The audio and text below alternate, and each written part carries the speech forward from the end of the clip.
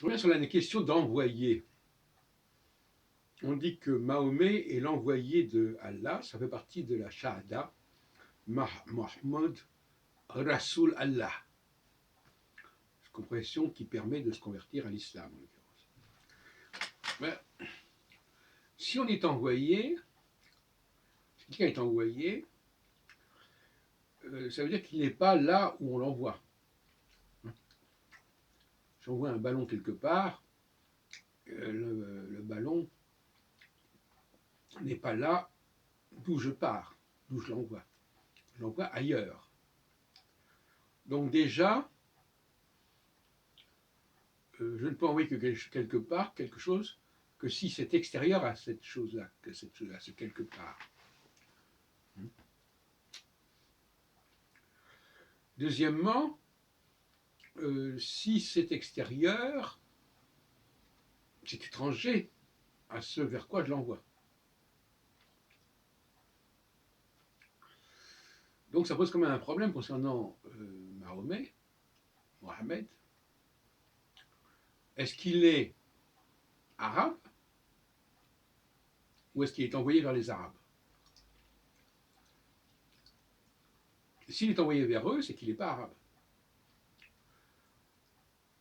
Et on retrouve le modèle de Moïse. Dans Exode 3, chapitre 3, Moïse est envoyé vers les Hébreux. Alors dans le texte, c'est les fils d'Israël, les Israélites, parce que c'est un texte qui a été élaboré à la solde des Israélites, on va penser à un problème, envoyé vers les Israélites. Et donc il semblerait que ce qui concerne Mohammed ait été calqué sur l'histoire de Moïse. Là, l'expression est très juste dans Exode 3, que Dieu dit « je t'envoie vers ce peuple ». Et c'est l'expression, c'est le verbe « shalach », je t'envoie, qui correspond à « rasoul » en arabe ici. Donc, toute l'histoire de Mohammed à ce niveau-là est fictive quelque part. Elle est calquée sur l'histoire de Moïse, qui elle-même est fictive, et qui est calquée sur l'histoire de Cyrus, qui est un Perse extérieur aux Judéens, qui va s'occuper d'eux, et donc qui est envoyé vers eux, en fait.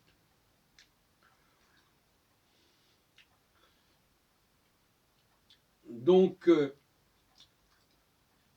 cet emprunt des musulmans à l'histoire de Moïse envoyé vers les Hébreux, Mahomet envoyé vers les Arabes, ça paraît quand même assez gros comme ficelle. Hein. Alors, je disais tout à l'heure dans un café philo McDo qu'il fallait faire attention quand on empruntait quelque chose